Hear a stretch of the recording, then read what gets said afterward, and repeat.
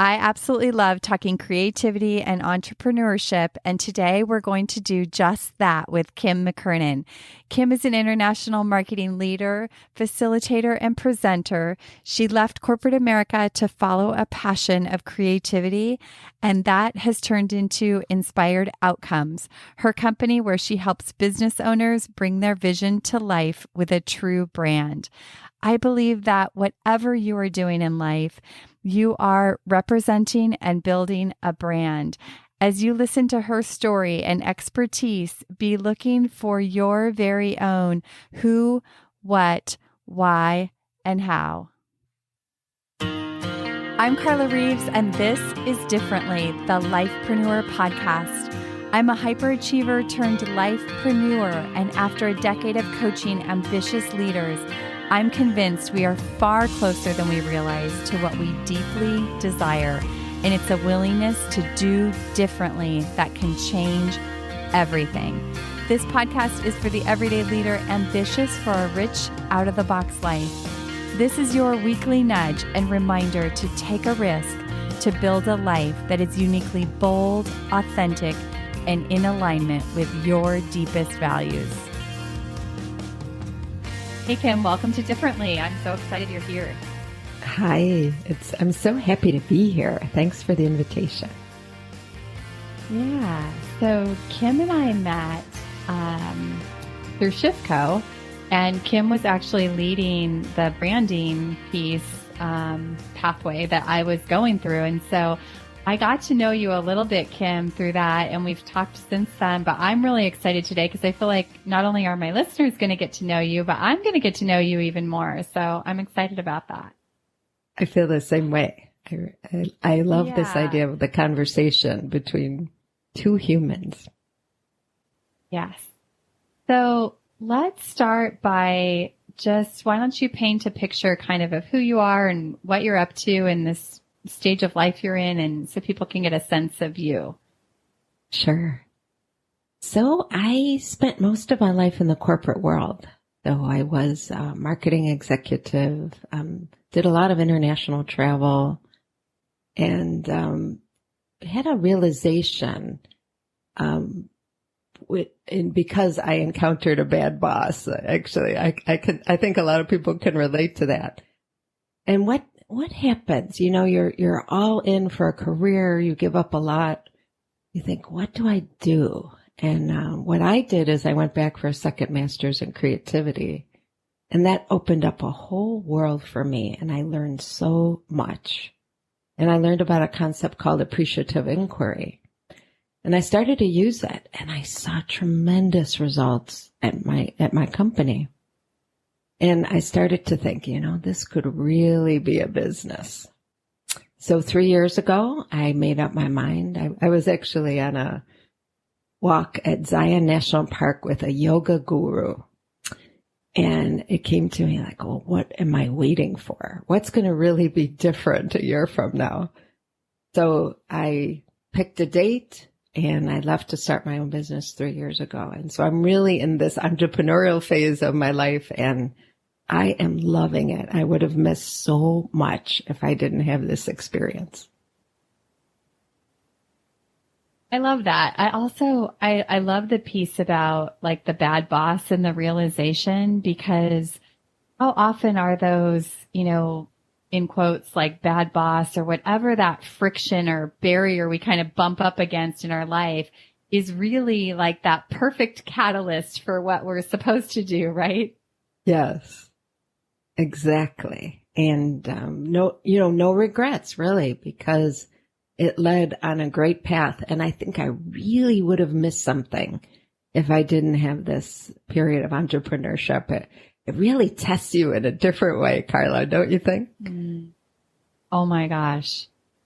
Entrepreneurship is like the greatest, personal development and like everything, right? It does. It tests you every day.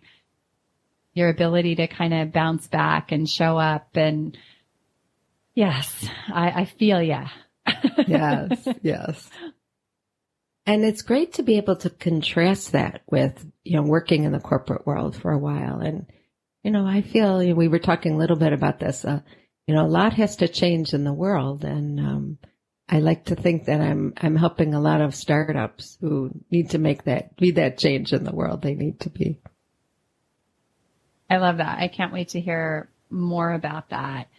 And so tell us take us a little deeper into like that decision to leave corporate, because I think those choice points that we make are so vital and so important. And can you tell us a little bit about a little extended version of what that choice point of leaving corporate was like for you? Yes. Everybody thought I was crazy. And, you've probably heard a similar thing. That, yes. No question, it's one of the best companies in the area. And I loved the time I was there. Everybody said, how can you leave there? Are you crazy? But it really worked. And 3 years in, I have my own proprietary way of doing branding that combines this idea of creativity, appreciative inquiry, and, 30 years of best practices. And I can bring that same level of excellence to small businesses that previously only large corporations could afford. So that has been extremely satisfying to me, that 100 companies, organizations, individuals have gone through it, and it has worked in a stellar fashion. And that combination of creativity, appreciative inquiry, which is starting with strengths and successes, is really something new that you can include your customers in because it's positive. And that's another thing that has worked extremely well. When you hear from your customer what they value about you, that is life-changing. Oh, so take us through that a little bit more. You mentioned that when we first talked about you coming on the podcast, and I don't know what this appreciative inquiry is. So can you tell us a little bit more about that? Sure. It's actually been around since the 80s, but very few people know about it. There is some alignment with positive psychology, which I think is more well known, but it was started by a man named David Cooper-Ryder. And he had a firm belief that you can really change your outcome by engaging people with questions. So it's appreciative, as in gratitude, but also growing in value. An inquiry is asking really deep questions. So it's a wonderful practice. I'm trained as a facilitator. There is a center that's actually in Burlington, Vermont, where I've done a lot of presentations and work with the team there. And it's a different approach to creativity, where you look at things as an opportunity rather than a problem. And that really resonates with me. And it works extremely well and very fast. I love that. So is there, I love the idea of the opportunity and the problem. I think that's a philosophy, or kind of a backdrop to the work I do with clients too, is like when there is a challenge, like, what is the opportunity inside of this challenge in your life, right? Mm-hmm. Because if you can start to look with curiosity and creativity, at that kind of thing, all of a sudden a whole new world of possibilities open up as to how you can navigate that particular thing. So is there an example that comes to mind that you could kind of, or like a story, or highlight one of your favorite moments with a client where you were able to, like, you saw, like, this sort of came to life for you? Yes. With the appreciative inquiry. Yeah. Yes. I've done a lot of work with appreciative inquiry on the strategy side, but also I use it in branding. And it's this idea of, when you're working with a team, start with what's working. What are the strengths? What are the successes? And one of my favorite times is I was with a corporate team, and they had been put together, first time they ever met, and they were going to develop their plan. And I used appreciative inquiry. In 2 hours, we came up with a plan that they're still using today. And that's unheard of. I'll tell you, in my corporate world, you would meet session upon session. It could take months, But this idea of, well, what's working? How can we build on it? So accelerates and engages people. And I've also seen situations where people have worked 30 years and nobody has ever asked them what is working well or what they have accomplished in terms of strengths. So I've seen a lot of tears in a lot of sessions too. And this small thing just opens up so many possibilities. Gosh, I'm just thinking like of all the places in life you could probably apply that to, right?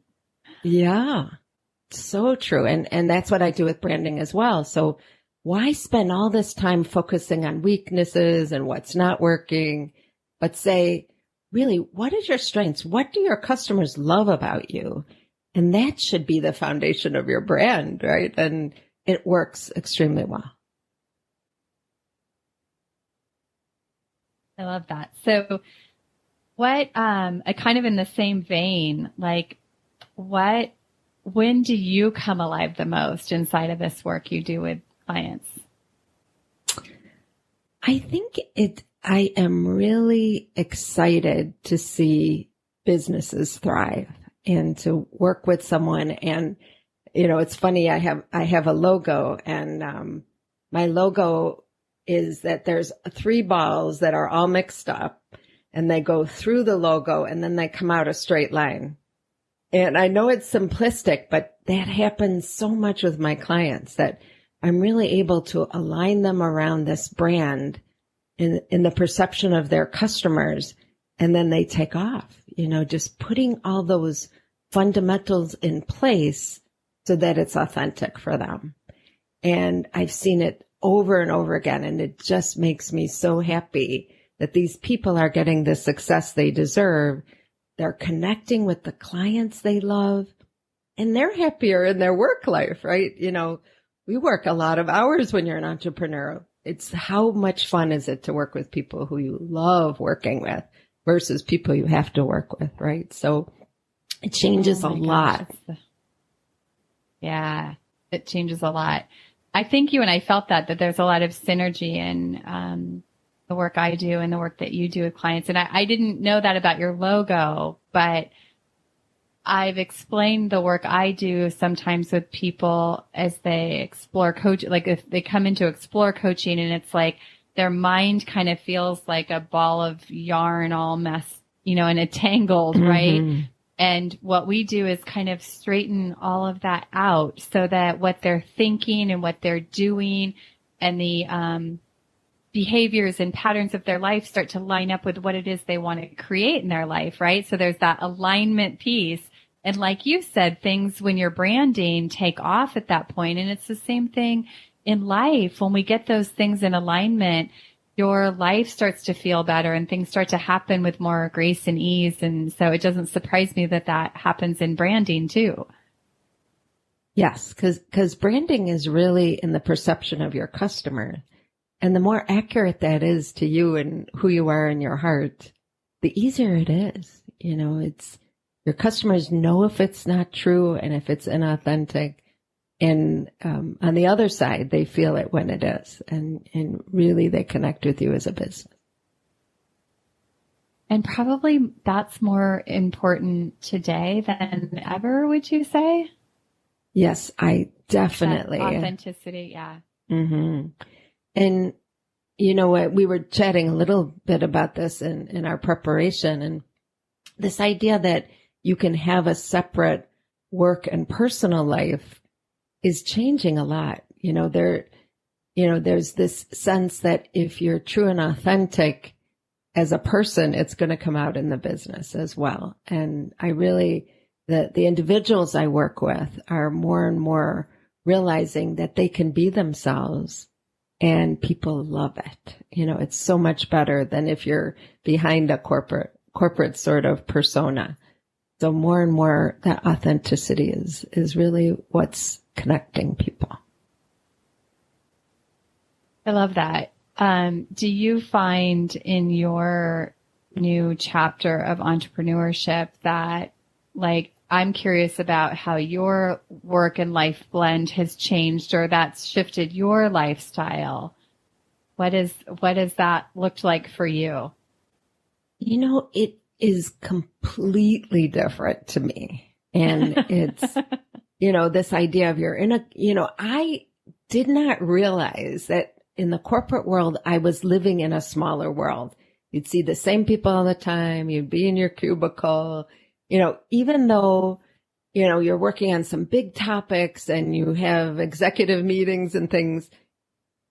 Today, I meet so many more people, broad ranging from all over, different fields, that freedom of time where, if I have a break in the middle of the day, I take a walk and I work later, right? If that works better for me. So it allows me to align with my energy and align with those things that are important to me. And my husband is a musician, which we talked a little bit about. He's a professional jazz musician.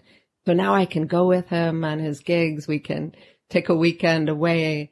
That flexibility is great. I probably work more hours than ever, but it's by choice and I get to choose and I love it. So it doesn't feel like work to me. Love that. It is true. I think that as our work, I think for most people, at least for the people I work with, their lives have become more of a blend, right? Because they are working at home and they're kind of juggling all the things, and life and work are more blended than ever. And it does, I think it creates a lot of challenges for people, but also a lot of freedoms like you're talking about, and flexibility to be able to do more of the things that align, with our truest heart and values. And that's been a beautiful, I think, outcome of all the change we've gone through the last few years. Very true. And I love the bigger world that we live in now. Meet people, in Shiftco, you mentioned the connection we have there. People from all over the world, amazing conscious entrepreneurs. I wouldn't have met any of them if I hadn't taken this path. And I truly appreciate that. Are there things that you do that help you kind of juggle the, like you said, when you are an entrepreneur, it's like that the to-do list doesn't ever end, right?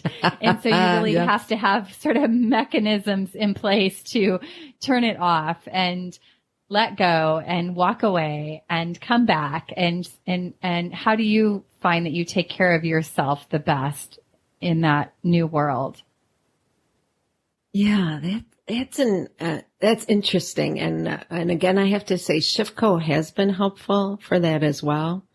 I'm taking, a course now called Business Simple, and, Terry Maxwell, who's our, the coach for that and founded Shiftco, says it's kind of like a person climbing a wall. So you'd have one hand and then the next hand and one hand and the next hand. And if you think of it that way, you realize scaling a business is a series of these small decisions. And over time, we look at what gives us energy and what can we outsource, right? What, for me, I recently got a bookkeeper, and wow, that is fabulous. And the time that frees up to do the things I love to do has been great. And that's, I think, the idea that in order to get us more time, you keep working on the business, keep getting better and better. And some of those things that you can get help doing, invest in that. And it's worked for me. I love that. I love that visual of the rock climber. And that's, what it's like to scale a business. And it's just such a perfect visual for that. I love that. Yes. So, and this idea of one day at a time too. Oh, I'm sorry. Excuse me. I was just saying it. No. It gives you that, that I don't have to solve it all right now. So. Oh, yes. Like I can just think back into my chair a little bit deeper as you say that, right? Right. It's something you just have to remind yourself of all the time. There's not the urgency that we sometimes place on ourselves, right? Right. And I think this is the best time in history to be an entrepreneur. There's so many hacks. There's so many ways to work and do things differently.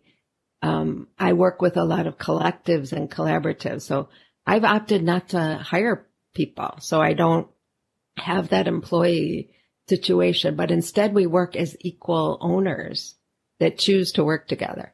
That didn't exist before. So this is wonderful looking that these new ways are here for us, and it's a great time.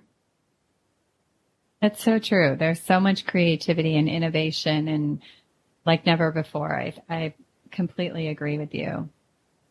So tell us a little bit about, well, actually, I think I want to talk about life-preneurship, because when I was going through the branding course with you, like you saw me kind of bringing in that idea and topic into my own branding, and it's still kind of an exploration, but life-preneurship is, just this idea of, really for high achievers, kind of taking all that incredible energy and drive and channeling it into all areas of our life instead of one, so that we have a more well-rounded life, which typically with high achievers, at least the people I work with, life can turn out kind of lopsided, where you're so comfortable and focused on the business side of things that other parts of your life get out of balance. And so I love this idea of innovating and bringing this entrepreneur mindset to like our entire life. And you had talked about how branding is really important inside of that. And so I'd love for you to speak to that. Absolutely. And this idea of lifepreneur really resonates with me. I think you're onto something here, Carla. It's so many folks that I know really didn't have a balance and focused so much at their career at the expense of other parts of their person. So I think it's so needed, and I applaud you for doing this work. And I think a brand for folks who are lifepreneurs is essential. And really, if it's a true and authentic brand, your customers know it, right? So it's actually makes it easier that you can truly be yourself than trying to be one way in the corporate world and one way in your personal life. And I always say your customers are onto you. Your customers really know if what you're doing is authentic. And I use the example of, people who say they're customer centric, but then their customers can never reach them on the phone, right?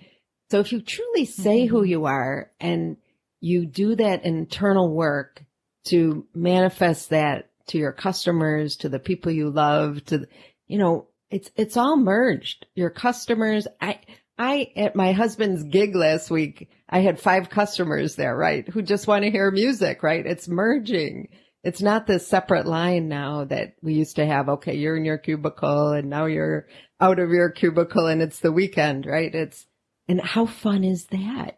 That they know the whole me. They know my husband is a musician and I'm a roadie helping him with his equipment on the weekends and evenings, right? So I believe it's freeing. That. Yeah, very freeing. And they love it too, right? Everybody wants to connect with the whole person, not just get down to work all the time, right? Yeah. I think that's so true. And for you, there's, like you said, there's so much freedom there to not have these divisions or rooms of your life, but it's sort of one big grand room, right? And it all kind of mingles together. And I love that about my life too. There is a lot of freedom in that. So what are some of or are there challenges that your clients have bumped up against over the years when you start to go through this very kind of important inquiry, right? As you're developing a brand, like what do people bump up against? Yeah, I think the number one thing is people look too narrowly. And when they say, so I look at brand as who, what, why, and how. So if you look at what, I'm a branding strategist, right? I'm a consultant. I'm a coach. Well, there's tons of people who do that, right? But there's nobody who has your background. There's nobody that does it the way you do it. So by really looking at your why, what gets you up in the morning, by incorporating that in your brand, by incorporating that deep competency of your life learned and experiences, it becomes really apparent what sets you apart, right? And so I encourage people to stop saying what I do and really do the whole piece of it. What's your personality? What is your why?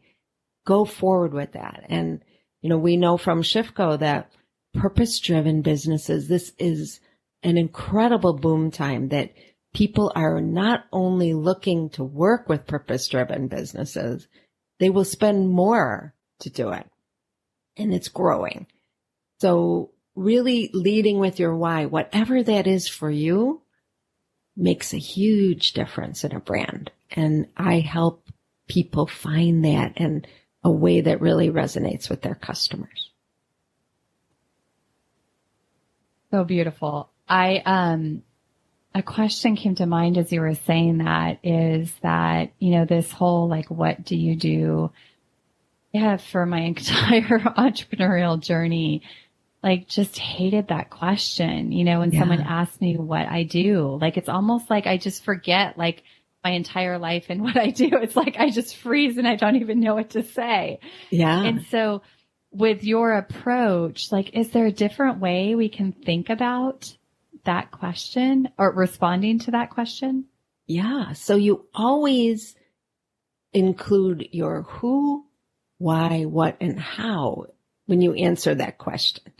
Never limit yourself to I'm a coach, because that is not what you are, right?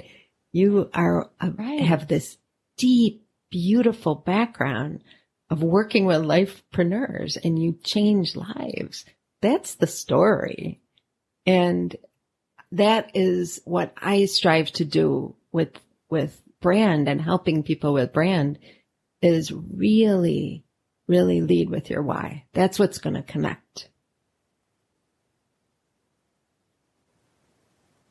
Taking that away. So everybody listening, that was a good nugget there.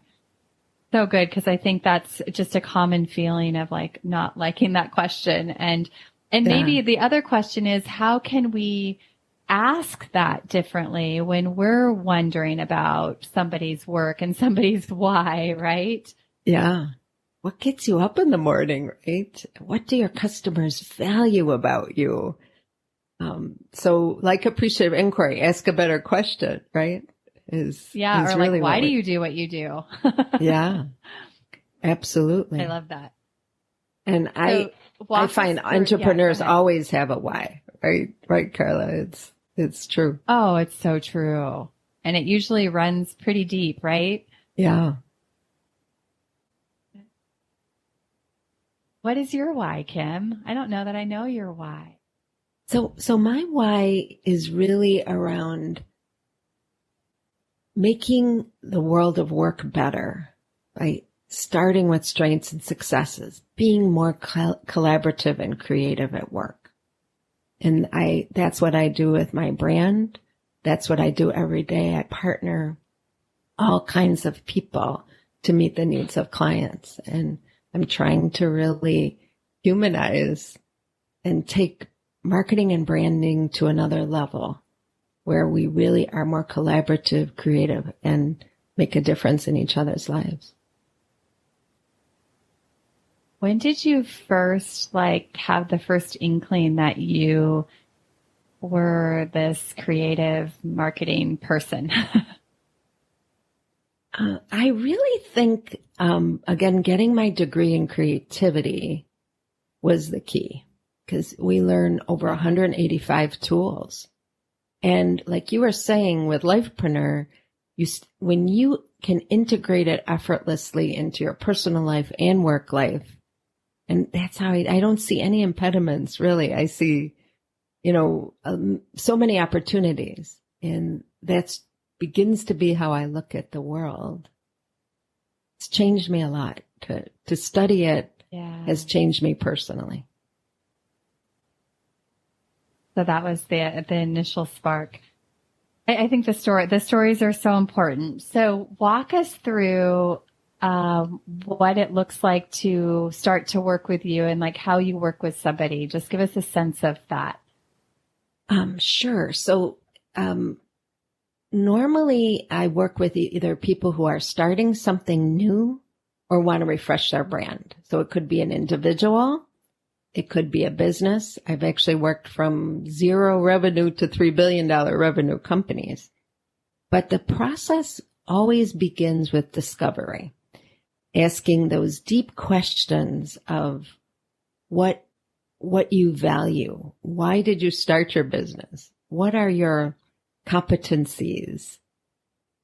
Really, of all the things you do, what do you value the most and what do your customers value?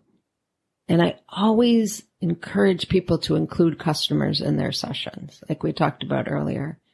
That, there's a lot of words like persona and avatars, and I try not to use a lot of marketing and branding lingo because I think it can turn off business owners. We're really talking about who do you want to work with and how can we understand what they need? And even including them for 20 minutes in your brand is life-changing for people. So I really encourage that as a way to start. Who do you want to include? When can we meet? When can we walk you through this process of discovery? Then I work my magic. I take all that I've learned, and I say, how can we write it in such a way that immediately your customers know how you can solve their problem and what sets you apart from all others.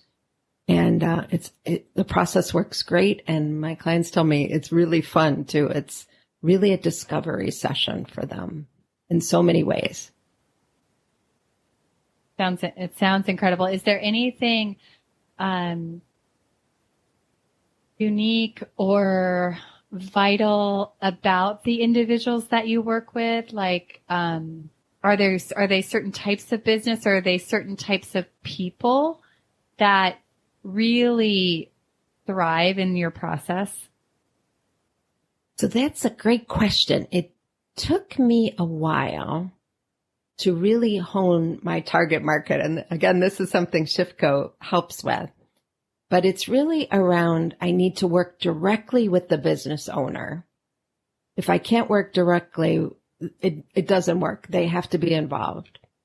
They have to be really in a position of wanting something new, wanting to refresh their brand. And then the third piece is they have to value excellence. If those three work, it can be different industries. It can be someone who's been in, one of my clients is over 100-year-old brand, right? That we're refreshing. It works if those things are in place. And it's also, I think, we deeply go in and understand your business. And a lot of marketing today doesn't take the time for the people to really understand the business that they're branding and marketing. So that's inherent in there. We understand you as part of it.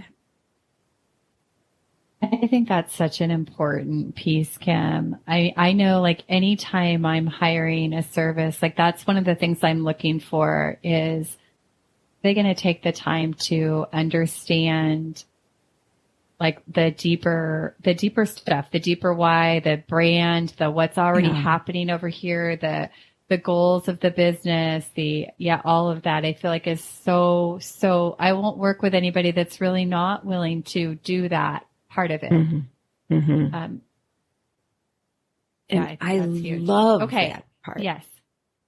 Love that part of it. Oh, I'm a learner, So you like the natural curiosity? Yes. I love to go deep, and really learn what makes your business tick, but also what makes your customers tick, what makes them work with you. It's really cool. the whole differentiation the Shiftco idea of differentiating in a way that matters to your client or your buyer, like that was just so refreshing when I first learned that. I loved that. I never liked the idea of like differentiating by who you are. That never quite felt right. Yes. But differentiating in a way that matters to your people. And so great. Okay. So you have a podcast, Kim. Tell us all about your podcast. Sure. So I was looking for a way to give back to the creativity community that's been so good to me with the masters and the people that I've met. And we started a colleague of mine, Anthony Bellani, who's also a Shiftco member, started a podcast, and we're on our third season. It's called Creative Flow, Thinkers and Change Agents. And we have really interviewed some amazing folks, and really their stories should be told. You know, a lot of times we look at the academic side, or we look at people who are, maybe leaders in their own right, but how are people using this degree? How are they applying these 185 tools that we've learned that have been around for 50 years and kind of proven by science? So what are their success stories? What are they doing out in the world? And I have really enjoyed it. And it's, as I said, our third season, people from all over the world in all different roles. And it's been important to tell these stories. And I'm glad to play my little part in that. Oh, I love that. So it really is the stories of these people who are out there applying the tools and how all the different ways that they're doing that. Yes, exactly. How did they find their way to creativity? What is their work? What are their successes? And then we talk about this concept of creative flow too. And it's, everyone has a different creative flow, and this idea of losing yourself in your creativity. So let me ask you, Carla, what is your flow? When do you lose yourself? I love that idea of creative flow. And I think for me, a lot of times it happens for sure in a coaching call where I just get so immersed in somebody else's world and there's kind of no sense of time. I think it happens when I'm writing, sometimes, not all the time. But if I get in a state of flow in my writing, it can just go and go and go. And I also think just in other creative kind of endeavors, like sometimes if I'm creating images on Canva or creating a new program, or I love creating, Kim, like that, just the word creativity just makes me excited like a little girl. I get lost in that, like just creating ideas is track of time. It's so fun. Yes, exactly. And I think that's the fundamental thing. Yeah. No, go ahead. Finish.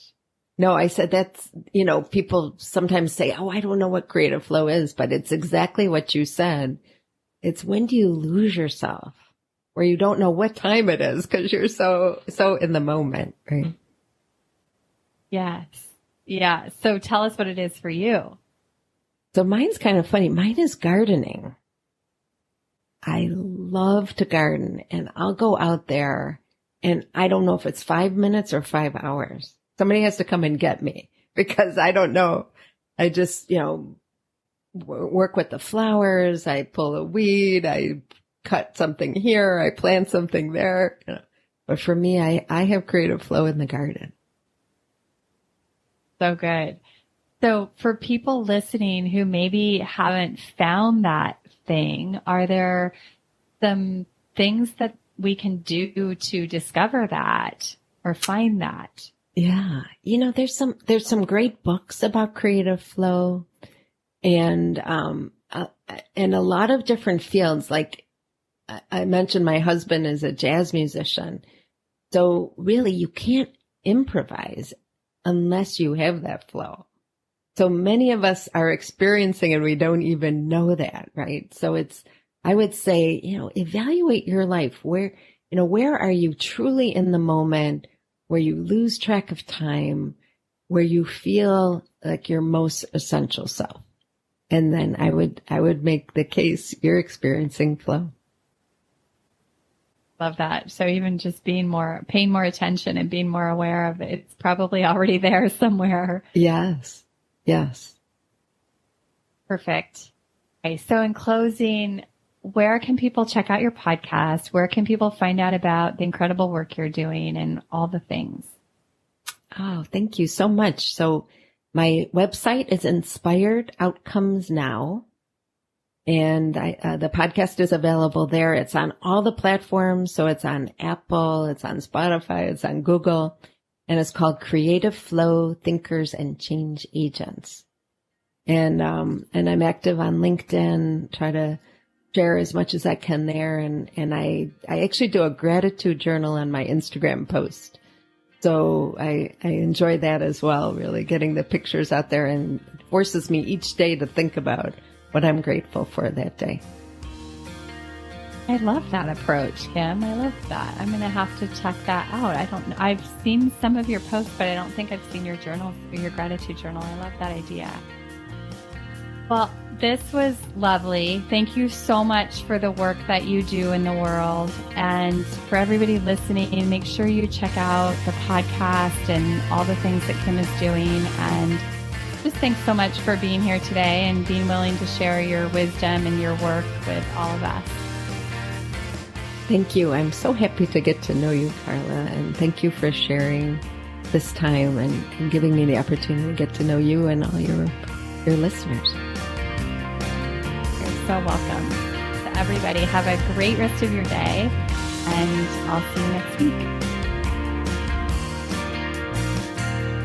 Thank you for tuning in to this episode of Differently. I hope it stirred your thinking, and I invite you to take one inspired action from something that stood out to you. If you want to hear more conversations like this, hit follow on your favorite podcast app. And if this episode could impact someone you know, please share it and pass it along. Remember, new episodes drop weekly. See you next week.